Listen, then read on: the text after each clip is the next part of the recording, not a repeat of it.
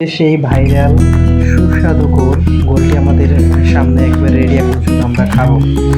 Hi guys, আসসালামু আলাইকুম। আশা করি সকলেই ভালো আছেন, আর এই ভালো থাকার মধ্যে দিয়ে আমরা খুব ভালো আছি। তো আমরা বিকাল বিকাল বের হয়ে গেলাম। আজকে আমরা যাব ভাইরাল গোল খাওয়ার জন্য, আর এটার লোকেশনটি হচ্ছে আপনার ফাঁসিয়াতলা কালকিনির ভিতরে। তো আমরা সবাই জানি যে এটা খুব ভাইরাল বা সুস্বাদু, খুবই সুস্বাদু একটি গোল। আর এই গোলের কথা শুনে আমরাও চলে গেলাম ফাঁসিয়াতলা খাওয়ার জন্য। তো আমরা চলে আসছি। তো এখানে দেখতেছেন একটা জগের ভিতরে আঙ্কেল হচ্ছে এই গোলটি তৈরি করবে। আর এই গোলটি তৈরি করার জন্য তিনি যা যা প্রয়োজন সব কিছু নিয়ে নিল। তো প্রথমে সে কিন্তু আগে টক দই বা দই বলে এটা নেওয়ার জন্য, তারপর উনি কিন্তু লেবুগুলো কেটে নিচ্ছে ছোটো ছোটো পিস করে।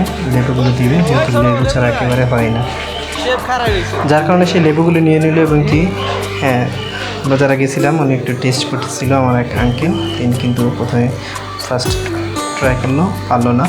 দেন সে প্রথমে আবার লেবুগুলো একটু বাড়িয়ে দিবে, যেহেতু আমরা বলছি অনেক দূর থেকে আসছি, এই কারণে সে চাচ্ছে একটু ভালোভাবে বানাবে। এই কারণে সে একটু আরেকটা লেবু আনে সুন্দরভাবে যতটুকু প্রয়োজন তাই দিয়ে নিল। এখন এটার ভিতরে লেবু দিল, আসলে জগ ভুল করে ফেলছে। আর ওইটার ভিতরে যে জিনিসপত্রগুলো গোল বানানোর জন্য যা যা প্রয়োজনীয় সব জিনিসগুলো ওইটার ভিতরে দিয়ে দিল। দেওয়ার পরে এখন হচ্ছে গিয়ে পালা যে কীভাবে এটা তৈরি করবে। তৈরি করার জন্য কিন্তু এই যে দেখতেছেন, এই যে কিন্তু গোলা দিতেছে জোরে। আপনারা দেখেন একটু শব্দটা কীরকম হয়।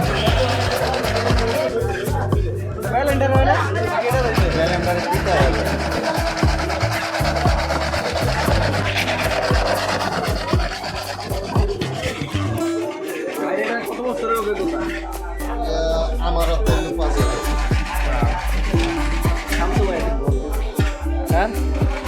শামসু ভাইয়ের গোল।